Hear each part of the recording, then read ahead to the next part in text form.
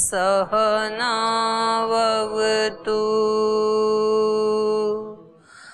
सहनौ भुनक्तु सह वीर्यं करवावहै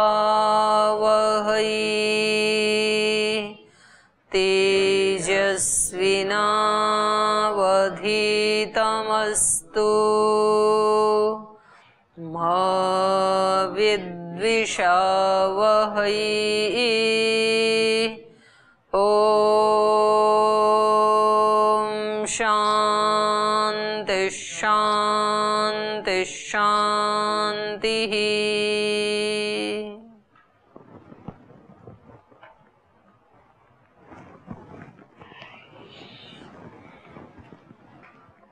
तो चलिए आगे चलते हैं सृष्टि विद्या विषय में। तो कल इन्होंने सब प्राणियों के बारे में बताया था।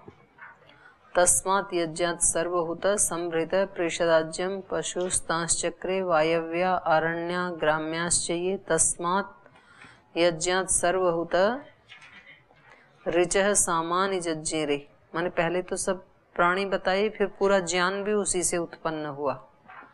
छंदांसी जज्जिरे तस्मात् यजु तस्मात् अजायता। और फिर कुछ बच गए थे, उनको और विशेष रूप से बता दिया। तस्माद् अश्वा अजायन्त ये केच उभयादत अजायन्त गावो है अजायन्त जज्जिरे तस्मात् जाता अजावया। तो ये सब उसी से उत्पन्न हुए। तीव्र गति वाले, मीडियम गति वाले और मंद गति वाले सब उसी से पैदा हुए। आगे कह रहे हैं तम यज्ञम बर्हिषि प्रोक्षण पुरुषम जातम अग्रतः तेन देवा अयजंत साध्या ऋषयश्चये। तो उसी से ही तम यज्ञम यम अग्रतो जातम प्रादुर्भूतम जगत कर्तारम पुरुषम पूर्णम यज्ञम सर्वपूज्यम परमेश्वरम बर्हिषि हृदय अंतरिक्षे प्रोक्षण माने प्रकृष्टतया यस्यैवाभिषेकं कृतवन्तः कुर्वन्ति करिष्यन्ति च इति उपदिश्य ईश्वरेण तेन परमेश्वरेण पुरुषेण वेदद्वारोपदिष्टाः ते सर्वे देवा विद्वांस साध्या ज्ञानिन ऋषयो मंत्रद्रष्टारश्च ये च अन्य मनुष्यः तम परमेश्वरम यजंत पूजयंत। मतलब पूरे पैराग्राफ का एक ही वाक्य बना दिया महर्षि दयानंद ने। ब्रेक कहाँ जाके लिया, जब पूरा पैरा खत्म हो गया तब। तो क्या कह रहे हैं, यम अग्रत जातम जो सबसे पहले पैदा हुआ, प्रादुर्भूतम वो कौन था, जगत कर्तारम, उस जगत के कर्ता को। लास्ट में आएगा यजंत पूजयंत, जो उसको पूजते हैं, जो सबसे आदि में था, सृष्टि से भी पहले जो था, है ना। यम जिसको, अग्रतो जातम जो सबसे पहले था। यहाँ जातम का मतलब पैदा हुआ ऐसे नहीं, जो सबसे पहले पैदा हुआ ऐसे नहीं, जो था, है ना। यम अग्रतो जातम जो सबसे पहले था, उसको प्रादुर्भूतम जगत कर्तारम पुरुषम पूर्णम और यज्ञम, उसको यज्ञ कहा। देखो ईश्वर का नाम क्या है, यज्ञ का मतलब सर्वपूज्यम। यज देव पूजा, संगतिकरण दानेशु। तो यहाँ यज का अर्थ क्या हो जाएगा, सब देव जिसको पूजते हैं, देव पूजा, सब देव जिसकी उपासना करते हैं। तो उस परमेश्वर को भी यहाँ क्या कहा, यज्ञम। यज्ञम माने सर्वपूज्यम, सब देव जिसकी पूजा करते हैं। परमेश्वरम उस परमेश्वर को। बर्हिषि, बर्हिषि माने हृदय अंतरिक्षे, अपने हृदय रूपी अंतरिक्ष में जिसकी पूजा करते हैं। प्रौक्षण, प्रौक्षण माने प्रकृष्टतया यस्य एव अभिषेकम कृतवन्तः। उसमें यज्ञ में करते हैं ना प्रोक्षण, जल लेकर के, तो यहाँ पर कह रहे हैं प्रकृष्टतया जो श्रद्धा पूर्वक उसी का ही जलाभिषेक करते हैं। कृतवंत माने कुर्वन्ति, कृतवंत कुर्वन्ति करिष्यन्ति, आज तक उसी का ही जलाभिषेक किया, अभी भी करते हैं, आगे भी करेंगे। उपदिश्यत ईश्वरेण तेन परमेश्वरेण, और ईश्वर के द्वारा उनको उपदेशित किया गया। तेन तेन देवा अयजंत, और कहने तेन माने परमेश्वरेण, तेन परमेश्वरेण पुरुषेण, उस परम पुरुष परमेश्वर के द्वारा ही वेद द्वारोपदेष्टाः, उसके द्वारा ही जो वेद के द्वारा उपदेश देते हैं, ते सर्वे देवा, वे सारे देव अर्थात विद्वांसः विद्वज्जन, साध्यः सिद्धजन, ज्ञानिनः ज्ञानी, ऋषयः मंत्रद्रष्टारश्च, और जो मंत्र दृष्टा ऋषि हुए वो सब, ये च अन्य मनुष्य, और जो दूसरे मनुष्य भी हैं, तम परमेश्वरम यजंत, वो सब उस परमेश्वर को ही यजन करते हैं, माने पूजा करते हैं। यजंत पूजंत अपूजयंत। अनेन किम सिद्धम, तो जब सब उसकी ही पूजा करते हैं तो इससे क्या सिद्ध हुआ? सर्वे मनुष्याः परमेश्वरस्य स्तुति प्रार्थना उपासना पुरः सरमेवः सर्व कर्मानुष्ठानम कुर्युः। तो इससे क्या मतलब क्या निकल के आया कि हम सब को भी श्रेष्ठ कर्मों को करने से पहले उसी की ही स्तुति प्रार्थना उपासना आदि करनी चाहिए, ये आया। क्योंकि जब सारी सृष्टि ही, वहां उपनिषद में भी आया नहीं वर्णन, उसके भय से सूर्य चमक रहा है, उसके भय से ये वायु दौड़ रहा है, उसी के भय से ये मृत्यु यमराज अहर्निश अपना कार्य कर रहा है, ये सारी सृष्टि उसी के भय से। भय का मतलब यहाँ पर है मतलब एक अनुशासन को स्वीकार कर रहे हैं, सब उसके अनुशासन को मानते हैं। वो जो तीसरा मंत्र है उसमें है ना, वो क्या है? ये आत्मदा बलदा यस्य विश्व उपासते प्रशिशम यस्य देवा। बस यहाँ ही रुक जाओ। यस्य विश्व उपासते, सब उसी की उपासना कर रहे हैं। और प्रशिशम यस्य देवा, और जिसके अनुशासन में देव लोग चलते हैं, उसके अनुशासन को सब नहीं मानते हैं। कौन मानते हैं? वो तो उसके अनुशासन को तोड़ते नहीं हैं, जो देवजन हैं, और जो असुर हैं वो तोड़ देते हैं। तो हम कौन सी वाली श्रेणी में हैं? अच्छा, कभी नहीं तोड़ते हो ईश्वर के अनुशासन को? हम अलग अलग समय में अलग अलग श्रेणी में आ जाते हैं। जिस समय ईश्वर की आज्ञाओं का पालन कर रहे होते हैं उस समय तो होते हैं देव श्रेणी में, और जब उसके अनुशासन को नहीं मान रहे होते, उसको तोड़ रहे होते हैं, तब हम आ जाते हैं दूसरी वाली श्रेणी में। तो ये व्यक्ति ही अलग, क्योंकि इसके अंदर अच्छी वृत्तियां भी हैं, अच्छे विचार भी हैं, बुरे भी हैं। कुछ आचरण वेदानुकूल होता है, कुछ इसका स्वच्छंद होता है, तो कुछ चीजें मानता है ऋषियों की, कुछ नहीं मानता है। दोनों प्रकार का होता है इसका। तो वहां पर कहा प्रशिशम यस्य देवा, देव कभी भी नहीं तोड़ते हैं उसके अनुशासन को। सूर्य ने कभी आज तक एक बार भी छुट्टी नहीं मनाई कि इतने दिन हो गई सृष्टि जब से बनी, हम रोजाना सुबह सुबह ठीक समय पे जाके उदय हो जाते हैं पृथ्वी लोक पे, तो आज तो हम भी छुट्टी कर लेते हैं। पूरे उनके अनुशासन में चल रहे हैं। वायु ने कभी छुट्टी नहीं की, या कभी ऐसे नहीं सोचा कि आज तो चलो अपने फ्रेंड के यहाँ चले जाते हैं, तो अपने वाले ऑर्बिट को छोड़ के दूसरे वाले में घुस गया, पता लगा तो प्रलय हो जाए सृष्टि में। जैसा उसने बनाया सृष्टि के आदि में वैसा ही कर रहे हैं, और पूर्ण माने अत्यंत गति से दौड़ रहे हैं। ऐसा भी नहीं कि चलो जी अब थक गए, अब थोड़ा धीरे धीरे चलेंगे, ऐसे भी नहीं कर रहे हैं। जिस भूमंडल पे बैठे वो कितनी तेजी से घूम रहा है, कितनी गति है पृथ्वी की है? 180। कौन सी दुनिया में जी रहा है?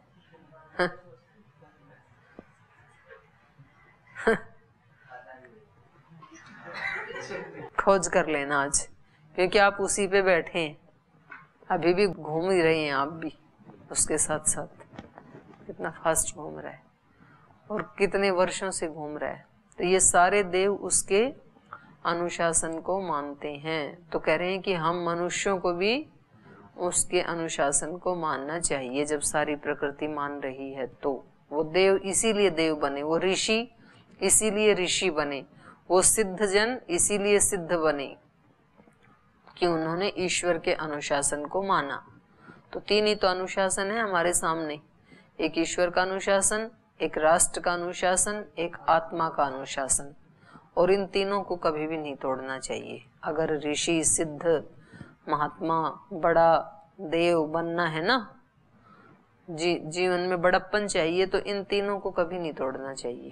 तो हम तो तोड़ देते हैं, हम समाज के उसको भी तोड़ देते हैं, आत्मा वाले अनुशासन को भी तोड़ देते हैं, आत्म अनुशासन को भी तोड़ देते हैं और ईश्वर के अनुशासन को भी तोड़ देते हैं।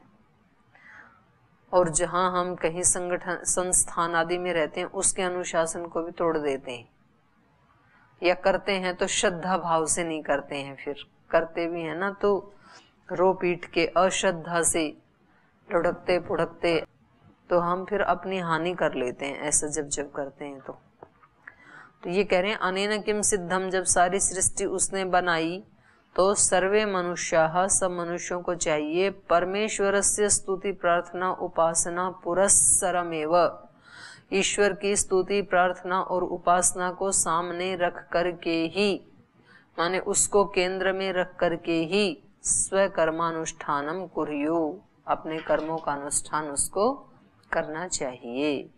तो सेंटर में हमेशा किसको रखें, या तो उसकी स्तुति को या प्रार्थना को या उसकी उपासना को।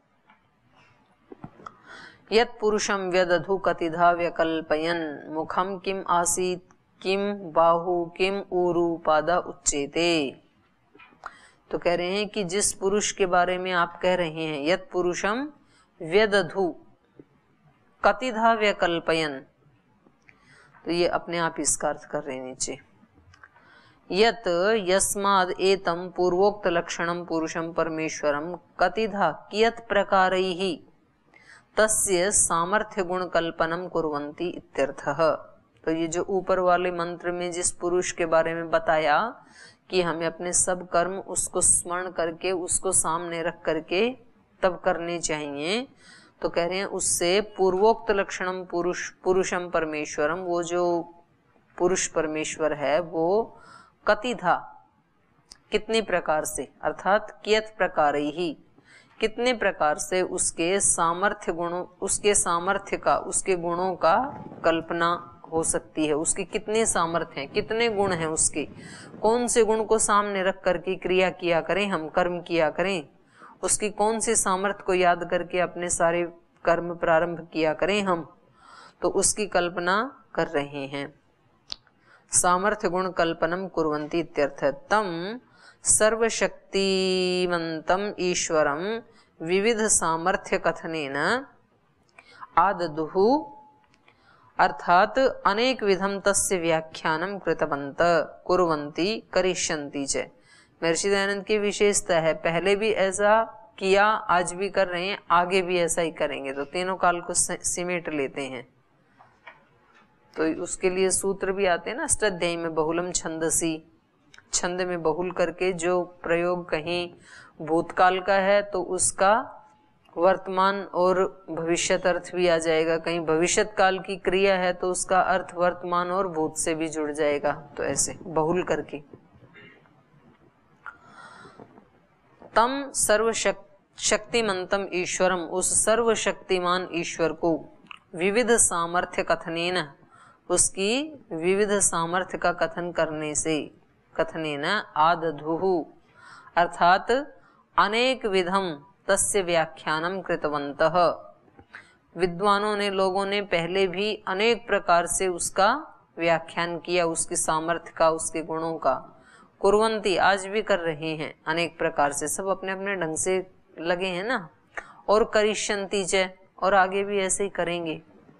तो इसलिए इससे ये भी हमें पता लगता है कि सृष्टि में जितने भी लोग हैं वो अपने अपने ढंग से उसका वर्णन कर रहे हैं, उसके नियमों को बता रहे हैं। तो हमें ये भी भाव नहीं रखना चाहिए अपने मन में कि हमारा वाला तरीका सबसे श्रेष्ठ, तो किसी दूसरे का दूसरे ढंग से चलने दो। और कभी भी हम एक नहीं कर सकते, कभी कर ही नहीं सकते, एक नहीं होगा ये। अस्य पुरुषस्य मुखम, मुखम माने मुख्य गुणेभ्य किम उत्पन्नम आसीत, इसके मुख से क्या उत्पन्न हुआ। मुख से माने इसका जो मुख्य गुण है उससे क्या उत्पन्न हुआ। किम बाहु, और उसकी भुजाओं से क्या उत्पन्न हुआ। बल वीर्य आदि गुणेभ्य किम उत्पन्नम आसीत। किम ऊरु, और जो मध्यम गुण है व्यापार आदि मध्यमयी गुण ही किम उत्पन्नम आसीत, उससे क्या उत्पन्न हुआ। और पादा, पैरों से, पादौ अर्थात मूर्खत्व आदि नीच गुणई किम उत्पन्नम वर्तते, तो उससे ये पैरों से ये गुण उत्पन्न हुए क्या।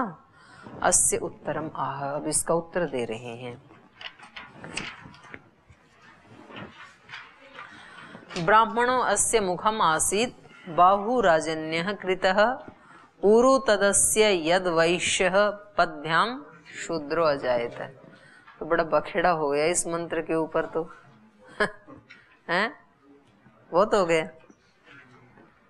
तो ऐसा मंत्र है ये, देखो ठीक है, वो जितना चलता है ना उतने काम अच्छे होते हैं। हमारा तो आज तक का अनुभव 15 साल का ना, पतंजलि का, जब जब ज्यादा लोगों ने विरोध किया तब तब पतंजलि की उन्नति हो गई। ऐसे भी जो महापुरुष हैं उनके जीवन में कुछ न कुछ आंधी तूफान आते रहने चाहिए, तो मानता की परीक्षा होती रही बड़ी है। ब्राह्मणो अस्य मुखम आसीत, अस्य पुरुषस्य मुखम, ये विद्यादयो मुख्य गुणाः।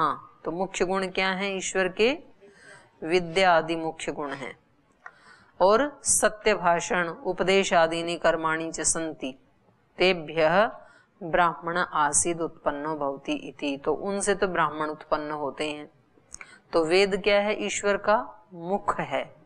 तो ये जो ज्ञान है, वेद दर्शन उपनिषद आदि ये जो ज्ञान है, इससे जो उत्पन्न होगा वो क्या होगा, ब्राह्मण।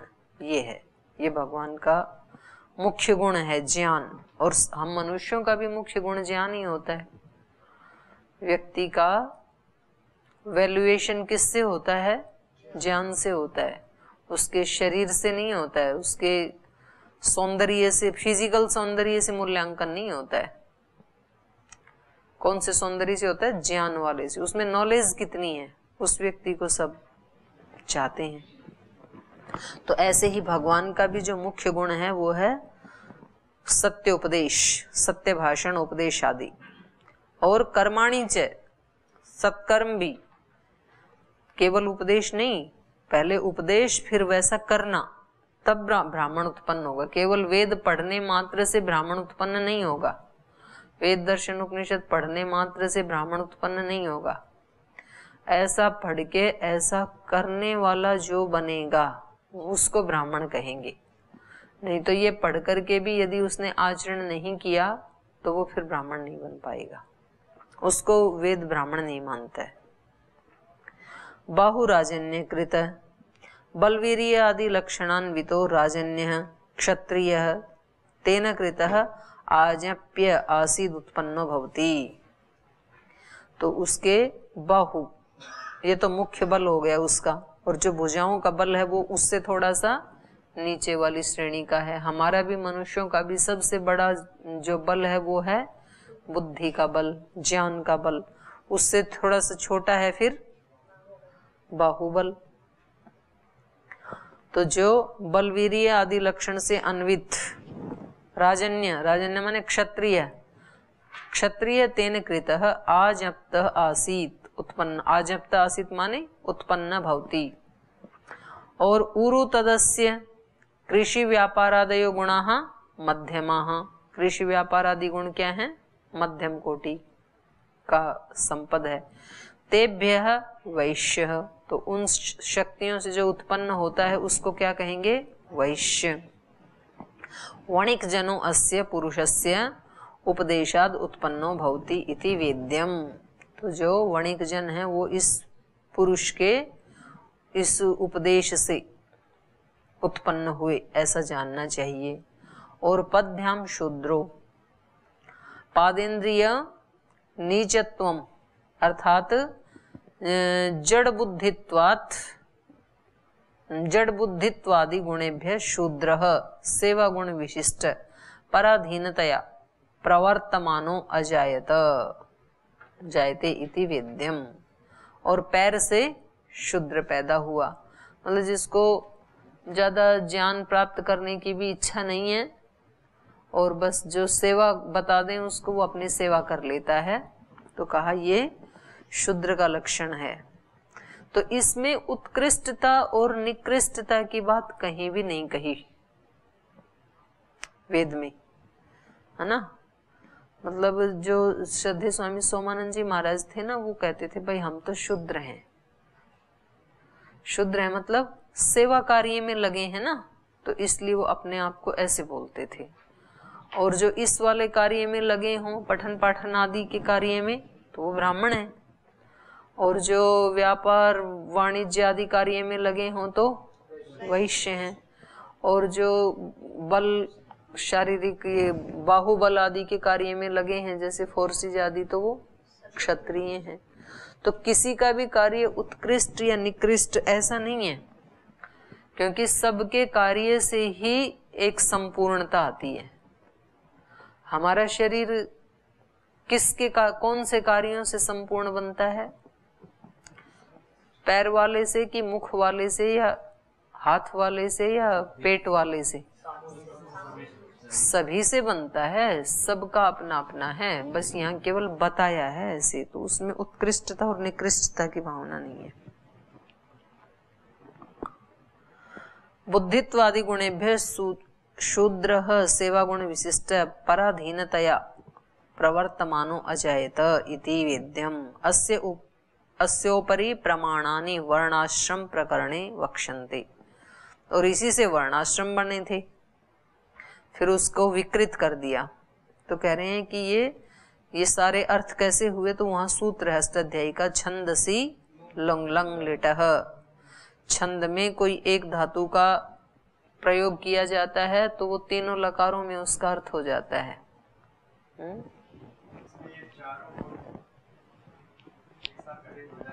ठीक है, चतुर्वर्णाश्रम। हाँ हाँ, तो महाराज जी रोज बताते ही है ना, एक व्यक्ति में बताते ही है ना महाराज जी रोज कि मैं तो चारों प्रकार का काम कर रहा हूँ, ब्राह्मण का भी, क्षत्रिय का भी, शूद्र का भी और वैश्य का भी, रोज तो बोलते हैं। स्वामी जी सुना नहीं आपने? इति सूत्रेण सामान्य काले त्रयो लकारा विधीयन्ते। तो आगे कह रहे हैं, चंद्रमा मनसो जातश्चक्षु सूर्यो अजायत श्रोत्राद वायुश्च प्राणश्च मुखाद अग्निरजायत। तस्य अस्य पुरुषस्य मनसः, मनस माने मनशीलात् सामर्थ्यात् चंद्रमा जात, तो उसके मन से चंद्रमा उत्पन्न हुआ है। तथा चक्षु ज्योतिमयात् सूर्यो अजायत, और उसके जो ज्योतिर्मय चक्षु हैं उससे सूर्य उत्पन्न हुआ। और श्रोत्राद आकाश, आकाशम क्या है? आकाशमयात् आकाशो नभ उत्पन्नम अस्ति, उसके श्रोत्र से, श्रोत्र आकाश से है ना, एक तो बड़ा आकाश है, एक तो फिर पंचभूत वाला आकाश है। तो श्रोत्र आकाशमयात् आकाशो अर्थात नभ उत्पन्नम अस्ति, और वायुमयात् वायु ऊरु उत्पन्नो अस्ति, जो वायु स्वरूप ऊरु हैं उससे वायु उत्पन्न हुआ, प्राण उत्पन्न हुआ। सर्वेन्द्रियाणि च उत्पन्नानि सन्ति, तो इस प्रकार से सारी इंद्रियां भी उसी से उत्पन्न हुई। मुखान मुख्य ज्योतिर्मयात् अग्नि अजायत उत्पन्न अस्ति, और कह रहे हैं कि ज्योति रूप जो उसकी सामर्थ्य है, मुख्य सामर्थ्य है, उससे ये अग्नि उत्पन्न हुई।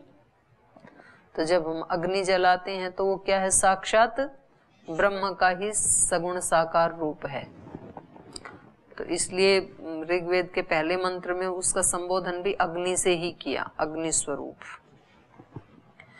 नाभ्या आसीद अंतरिक्षम शीर्ष्णो द्यौ समवर्तत पद्भ्याम भूमिर्दिशः श्रोता तथा लोकान अकल्पयन्। अस्य पुरुषस्य नाभ्या, नाभ्या माने अवकाशमयात सामर्थ्यात अंतरिक्षम उत्पन्नम आसीत। नाभि मतलब अवकाशमय स्थान, तो नाभि से उसके अंतरिक्ष उत्पन्न हुआ। अंतरिक्ष भी कैसा है, खाली स्थान है। एवं शीर्षणः, और इस प्रकार से शिरोवत उत्तमम सामर्थ्यात प्रकाशमयात द्यौः सूर्य आदि लोक, सूर्यादि लोकः प्रकाशात्मकः समवर्तत सम्यक उत्पन्न सन वर्तते।